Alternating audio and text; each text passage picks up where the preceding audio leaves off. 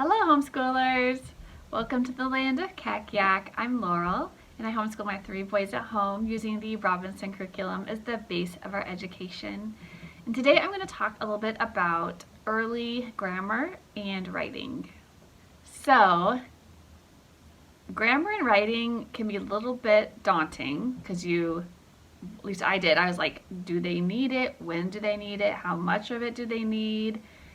In the Robinson curriculum, they really don't recommend anything but copy work until about the age of 10, and then they say have them start writing essays. So how do you get them from point A to point B, right? They give you more goals than step-by-step instructions. So I've been working on this for the last couple of years, coming up with my own kind of bridge program. I will share the link to my sequences document down below. It has links to all the stuff I use or the major components of what I use. But I thought I would just kind of shrink down some of the writing and grammar component a little bit and go over that step by step a little bit more. So I'm making this video because I feel like in the RC group, the Facebook group, I see like repeatedly people asking about grammar and writing, and so it's obviously a point of maybe stress, because I know it has been for me a little bit of feeling like I'm gonna have to figure something out myself. RC does come with a grammar book. It's the Professor K. It's in the printable files if you are a member. You can also buy it on Amazon even, I think it's a hard copy. And I think it's not recommended to even use until like 4th grade. But some people want to introduce some grammar concepts before then, and that book definitely you definitely don't think you could introduce it any sooner than 4th grade. I've definitely looked at it, and 4th graders can do it. But if you wanted to start introducing some grammar, as I did, a little bit sooner, I will just kind of walk you through how I do it, and anything I show you today, I'll link it down below in case you want to look at it. But this is just my personal approach, and it's what's worked best with my kids. So you may have a more advanced child, you may have a child that is more reluctant to learn certain types of things. So this is just one path, and maybe it'll help, But I'm just here to share what's worked for us or not worked for us. That's all I can speak to. So with that disclaimer out there, let's look into how I have introduced like grammar and writing concepts to my early elementary students, starting with copy work, of course, right? So let's say your child has completed their phonics program, right? And they are starting to read. Maybe they've done alpha phonics. Maybe they've done 100 easy lessons. Maybe you started them on the McGuffies, maybe started with the primer. But let's say they're reading, right? They're in the early stages of reading. Personally, we've done 100 easy lessons, and I'm going to do alpha phonics with my youngest. I'm like right there teetering before I'm almost starting it. I'm kind of thinking I might give it a while, just kind of for more maturity reasons. But he's just turned 5, so it's not like a big rush. But then we will move into the McGuffey readers, and I love the revised. I love both the original and the revised. I don't think you can go wrong. I've talked about my love affair with McGuffey readers. I have nothing but great things to say about them, but if I had to choose between the two, these are my favorite, mostly for the illustrations. I just start right in the primer, right? So we're doing our reading lessons with these. I've talked about this a lot before too. So when I started, also something that I like about the revised is that they pulled out these words in isolation before the passage, and they have the diacritics on them so that they can so we can talk about what those mean, which also helps with their spelling and stuff programs and their reading. So I like that. So we go over those, and then we will read the, I'll have him try to, read this to me. And then after he's done, then I actually would read it to him. Like I would read it and have him, I say, follow with your eyes and ears. And I always put my finger under there. And then, so he can hear how I'm pronouncing everything and my cadence and stuff. And then I would have him, I'd say, okay, now you try to read it back to me one more time and try to read it smoother, right? And we just do this over and over and over until I say it's mastered. Like he can read it completely smoothly without making any mistakes, right? Then we can move on. And do they get bored of it? No. I have not had that be an issue. And then also on the first day, it's really fun to get like the magnifying glass out and let them look at these illustrations in like up really close and in detail because they're so beautiful. And you can actually ask them questions about the pictures and stuff. It's kind of like a nice reward. But anyways, so we talk about, during this time, we talk about reading comprehension, and I also start whenever I just kind of feel that they're ready, I start talking about grammar. So we're going to read it, we're going to practice our fluency in reading, and then we're going to focus on reading comprehension, where I use my reading comprehension bookmark and I will just ask them questions that apply to the passage. So be like, it might be something as simple as, can you tell me what happened in the passage or in the story, right? Or what was the name of the boy? Where were they going? What happened at the end? Like, just like very general reading comprehension.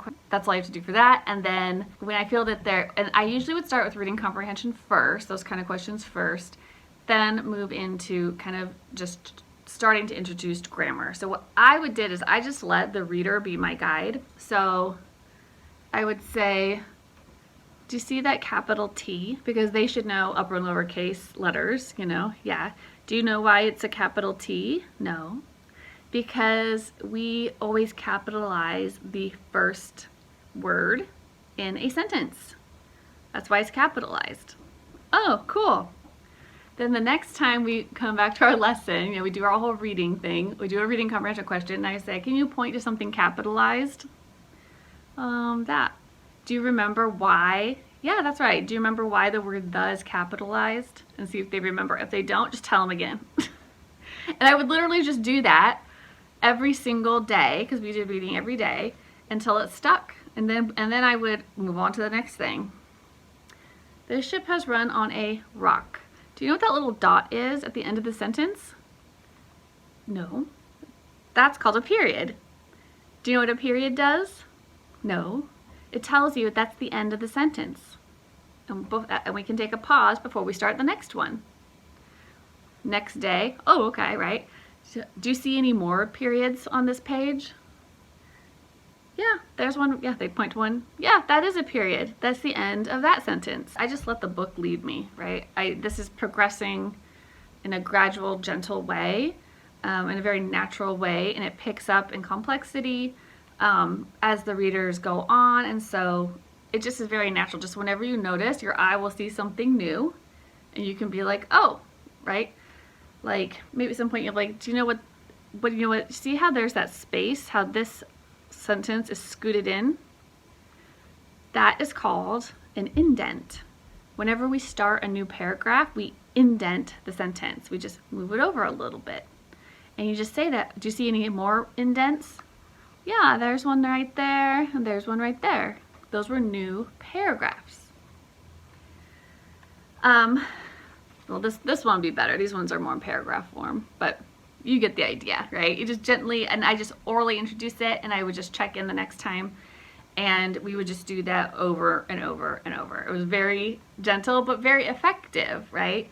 And so I don't think, and then at the same time, we are doing copy work. So I will just show you, I didn't do any, at the beginning, probably all through the primer and all the way through the first reader, our copy work was just copy work. I just focused on handwriting and like spacing out the words correctly and doing like perfect copying, like making sure the words were spelled right and indent was lined up at the right spot, wasn't way too far over, or they hadn't forgotten it. And so I just did a very meticulous checking of the copywork in for those two. Now we're in the second reader right now with my 7-year-old, and we are doing so now this is his actual book, right, that he's on, and this is his copywork notebook. So now we have moved into, this is just how it's working out for us. We probably started doing this halfway through the year. So I've already, at this point, I would have started introducing nouns, verbs, and then adjectives are usually the ones. So you start going through the punctuation, going through the parts of speech, just the most basic ones as they come up in the reading. And they were on my grammar check-in bookmark, a lot of stuff like that. I don't know if you can see it. Yep. So it's going to say, was something capitalized? Why? Find a declarative, interrogative, imperative, or exclamatory sentence. So they could, so this will tell you things that you can be teaching them to look for. Find a plural S. And this is just stuff that I wanted them just to find in their book. After they're done reading, I would just ask them to find 1 or 2 things that we have gone over before, or introduce something new that I saw that was new that had come up. So I didn't introduce things before it was already in their reading, because I feel like that's just asking too much of them to just remember that, just floating in their mind without having it attached to something they're actually reading and doing their copy work with. So I would use this a lot, and then, again, that lasts so long. So right now we're on his copy work, and I'm starting to do stuff like this with him. So I created something that was a complement to my copy work, and it was just based on the things that we were actually doing at home, and I just wanted to type them up nicely and stuff. First, I wanted, because when you're trying to get your what do we even teach, I do have a scope and sequence in there, and I would say this is about kindergarten through, I would say 3rd grade. I mostly took this information off of descriptions of products that I didn't want to buy. I just wanted to see their scope and sequence to see well, what are they covering, And public school teachers and stuff, I just feel this is one of the things I don't like about public schools. I feel they introduce really specific terms and things way, way, way too soon. It's no, we're going to have to reteach that over and over and over. When we can just wait until their little brains are ready, and then they will just absorb it the first time. You know what I mean?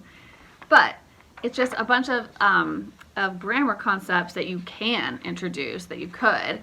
Probably a lot of these I won't, but that's the first thing I did was I was what is it that I can be looking for or teaching him or having him practice, right? And I did it I kind of separated them out by color, so you could kind of see, this is roughly kindergarten, 1st grade, 2nd, and 3rd maybe, right? Or just whenever you start. You just start at the beginning. Even if you're starting in 2nd grade, just start at the beginning and go through the list. You don't have to do all of it. Just whatever seems to make sense. I don't do all of it. I'm not teaching him reflexive pronouns or indefinite pronouns. We're just learning what pronouns are. You know what I mean? So I'm a little simpler than this, but for those that want it, it's there. I did give him a little introduction to sentences lesson. One thing I learned is almost everything, I thought I was waiting to start with this grammar stuff. I was waiting a lot longer than a lot of, when I was looking at Teachers Pay Teachers, or professional teachers and literacy specialists and things that I follow and look at their work and things and try, and some of it I use too. But they're going off of whatever the standards are, the Common Core standards, and everything is just shoved down these kids' throats so early. I'm there's no way they're absorbing this stuff. So even sometimes I thought I was waiting to start on stuff, and it still was kind of so, which is why I see why RC said just to do copy work. Don't waste your time.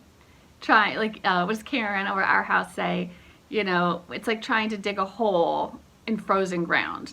you can dig the hole, but it's going to take way longer and require way more effort, right? We don't want that. We want to wait for the ground to be ready, to be thawed.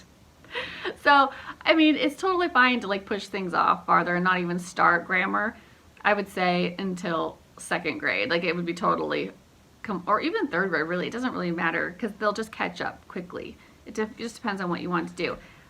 We did just fine starting in 1st grade, just like I said, just orally, like as things came up in our reader, just pointing them out and practicing them orally. And then just really focusing on handwriting for our copy work. Then, you know, we started this year in 2nd grade talking about what is a sentence. Like he already understood. This is more like review, but you know, what are the names of the sentence types? And that's just like just to introduce him to something. And then like as we are going through and doing our copy work, so we'll do things like this. So I have a trace me parts of speech sheet. Hold on, it's hard to see the light.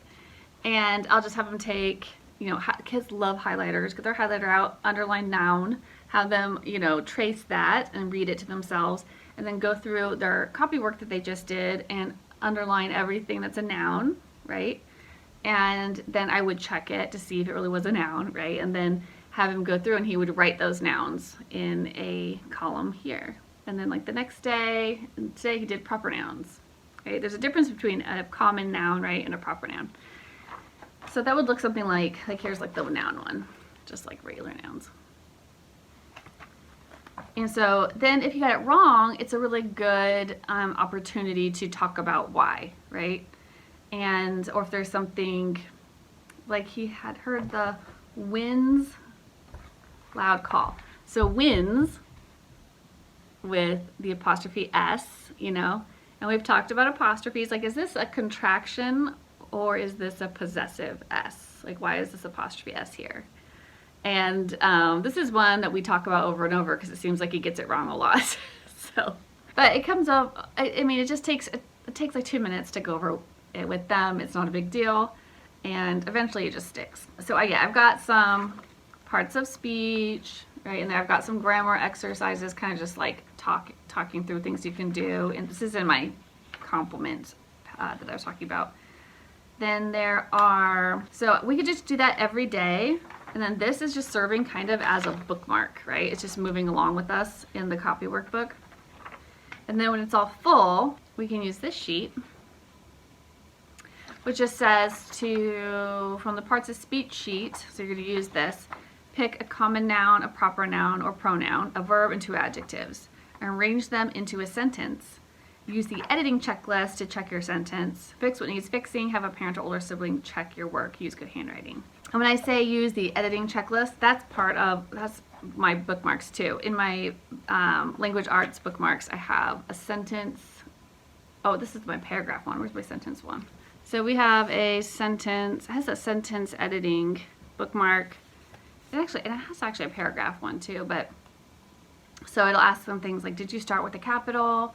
Did you space your words apart evenly? Are words written on the line, not floating up or underneath? Did you capitalize proper nouns? Did you spell your words correctly? They do their best, you know. But if they've copied them correctly out of their copy work, then at least the words that they're using off of their columns should have the correct spelling there. Did you use punctuation at the end? Read your sentence aloud. Does it make sense?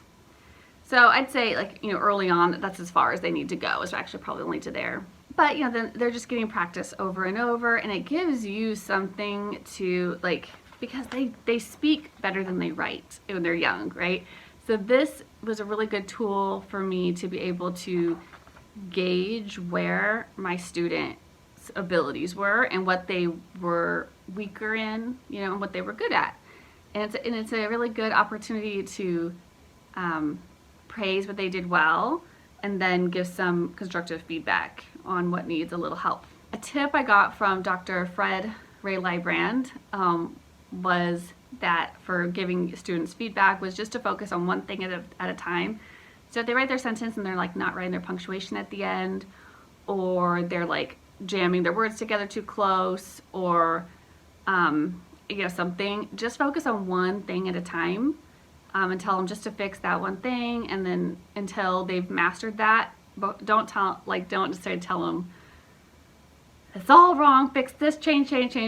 Like, just focus on one thing at a time. I thought that was a really reasonable and helpful feedback suggestion, especially for young kids. You don't want to discourage them, So then I just have some things they can move through, and you could just reprint this and have them do this assignment with their copy work, just like week after week after week, until you feel that they've mastered it, until they have no problem telling you what a noun, a proper noun, a pronoun, a verb, an adjective, and an adverb is, and they can easily find them in a sentence, and they can combine them into sentences, like just a simple sentence, right? Nothing crazy. And then there's I did include some level 2s, like just kind of moving on up. We haven't done the level 2s yet personally. We're still in level 1. I think I went level 2 through 3 with another, simple writing, like sentence writing, because we really just at this age want them to be proficient at the, sentence level. Parts of speech level 3, adverbs, article, preposition, possessive, pronoun, tensed verbs. The small bird flew away quickly and quietly. Go write a complete sentence using parts of speech from your parts of speech sheet. Come up with your own nouns, proper nouns, pronouns, adjectives, etc. to fill in the sentence. Check against your sentence editing checklist. Underline the words you use from your sheet. And kind of a fun thing to have on hand. And you can just do this sometime as like this can be your grammar assignment for the day, is to just make something like this. Do you see that? For adjectives, and just say like lovely, red, tall, shaky, rough, right? Maybe silky, loud, smelly. You gotta have a funny one in there for them. And you can make these for nouns, for common nouns, for verbs, for people's names, stuff like that. You could just have these on hand. And all you have to do to make this a game, a spinner, is you put like a paper clip on it, in the center, and you just put like your pen or your pencil, and you just have them flick it, and it flips around, and whatever one lands on, like that could be their adjective or their noun or whatever. But we've definitely done that. That's a fun one to do. And because they kind of get stuck. Sometimes they kind of blank on like an adjective, So if that happens, you don't want to just like throw the whole, forget it. Just don't do nothing. Just have them flip the little spinner. Okay, so those are just some of the like things I do with my copy work. It doesn't take up any extra room because it's literally just a piece of paper that I'm just using like as my bookmark. And then, the only thing I have to do is maybe print the next one. And I'm really trying to have less books and clutter around school. That's one of my big goals. Something that it does come with is this sheet, and everything in blue is links. But I've just linked to some stuff in there if you want extra practice with certain things. Like there is a site called K5 Learning, and I got these off this for free, and there's a ton of grammar worksheets in there. So if you want to introduce the concept on paper, like I just introduced them all orally through reading, but if you wanted to do it on paper, or if you wanted to have something to kind of reinforce what you introduced, they have worksheets like this. It says circle the nouns. There's 10 of them, right? And they can go through and circle the nouns. And complete the sentences using nouns from above. So once they've circled them, they know what some nouns are, they can fill in the sentences. And then they can read it. And you know what I kind of like to have them do at this point? Okay, so I like to have them take their sentence editing, bookmark, and you can just like mark a line, like you only have to do it down to the 6th thing, but have them go back and check these sentences. have them check, did they start with a capital? Yep. Did they space, are the words spaced evenly and on the line? Yes. Did they capitalize proper nouns? If there is one, yeah. Oh, her name is, right, there should be one. Yes. Are the words spelled correctly? Yeah, we're assuming so. Is there punctuation at the end? It's already on all these ones, so yes. So just because I like to get them in the habit of editing their writing. That's something we're going to want them to be in the habit of and not have it feel like a new thing that we're layering on later on. Just get them in the habit now and get them trained to what to look for. And these ones come with little keys. See? So they can check it themselves, actually. This is also linked there. This is from education.com. There was a set of like 11 fill-in-the-blank stories. And we've actually done these all before, and we're totally going to do them again. I reprinted them because we're going to do them again because they were so much fun. And they learned, the first time through, but we're just going to do it again when they're better at it. And so it's a school subject, right? So you may say, math, and then you might want to talk about like, what would that be? That would be math is a proper noun, right? Or our teacher was wearing a and then like a color, pink, right? And it was, what is pink? Pink is an example of what part of speech? It's an adjective, right? So just have those discussions if they don't know, because you can just have them look at the definitions of what those parts of speech are too. You might just have that, like this. This has the definitions right on the sheet. Anyways, these get more complex as they go. So see how they're getting a little bit more complex and longer. And the kids thought, it was hilarious, absolutely hilarious. There's two ways to do this. They can read it along and like fill it in as they go. Or, and this is what Micah's favorite thing to do is I would like just ask them, I'd say, it says describing word, right? I'd say, give me an adjective. They'd give me any adjective, and I would just like write it in. Give me an animal, which is a noun, right? I'd say, give me an animal, and I might say, what part of speech is animal, right? Then they'd tell me noun or whatever. I'd fill that in. Anyways, you come out with like then you read it to them, and you come up with like hilarious stories. They think it's absolutely hilarious, right? Again, you could do that with your little spinners. You could come up with a bunch of words and do your little spinners too. Yeah, this one has even more. Now it's talking about plural nouns, right, and stuff like that. And then, yeah, here's just some more grammar worksheets from that K through 5. The ones that I thought were worth learning. So these are the grade 3 parts of speech worksheets. Nouns and verbs. They're saying how some words can be both a noun and a verb, right? So that's kind of a fun exercise to do. And I'm still having them do their copy work, even if they do something like that. Like that's just their grammar exercise for the day. So that's just because where I'm headed is to the writing and rhetoric series. This is what I've decided to go with. I'm already using it with my older son. We're loving it. I think the first book, I want to say it starts like in 4th grade. I just wanted to make sure that he was up to this by then. And they are talking right away about adjectives, and they're expected to be able to write by now. They're expected to be able to write sentences and stuff. So this is not going to teach them how to write sentences. There are so I'm relying mostly on our copy work and our grammar exercises, but there are other resources that you can use. You don't have to use them like all the time. You can do like short bursts of it. I was going to show you some. So, and I linked those on the thing too. You could get, like Evan Moore has a book, how to write, fantastic sentences or something like that, that you could do like in 3rd grade. Then there's also this lady, Allison from Learning at the Primary Pond.